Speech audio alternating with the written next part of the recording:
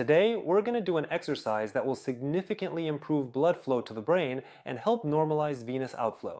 If our blood circulation is disrupted, it can lead to symptoms like trouble concentrating, difficulty paying attention, ringing, buzzing, or humming in the ears, a sense of fog before the eyes, or seeing floaters. People also often notice in the mornings that their head feels heavy, as if it's filled with cast iron, or like they're wearing a helmet that's squeezing tightly.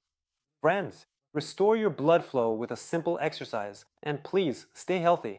Very important blood vessels run through the transverse processes of the six cervical vertebrae. These are the vertebral artery and the vertebral vein.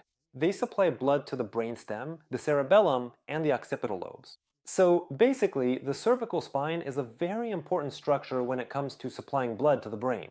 On both sides of the cervical spine, we have the scalene muscles, and very often areas of local tension, trigger points, form in them. Gradually, the muscles start to shorten, and more often than not, this happens asymmetrically. Because of this, the configuration of the cervical spine and the spinal canal can change, which negatively affects the blood vessels. That's why, friends, today we're going to work on restoring uniformity and the structure of the muscle fibers in the scalene muscles. They have a direct impact on our cervical spine. So first, please turn your head to the side and tilt it slightly forward. This way, you'll be able to feel with your fingers the muscle that lies on the surface, called the sternocleidomastoid. It will serve as your landmark. We grab it, here, I've got it.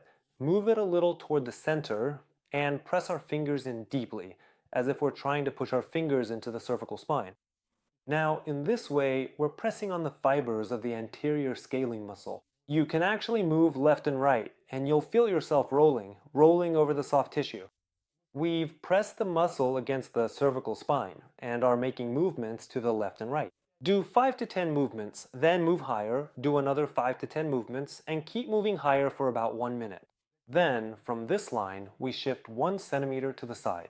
Again, first check. You'll feel the muscle rolling under your fingers. This is the middle scalene muscle. And we do exactly the same movements for 1 minute, working through the lateral surface of the cervical spine. Then, from the lower point of the middle scalene muscle, we shift 1 centimeter back, and only in this area. No need to move upward here, since the muscle is much shorter. We work on the posterior scalene muscle. So I place my fingers here, and in this spot, I knead the area for 1 minute. This area is completely safe for us. The blood vessels, the vagus nerve, the jugular vein, and the carotid artery are all located in front of the sternocleidomastoid muscle. Behind it is a completely safe area.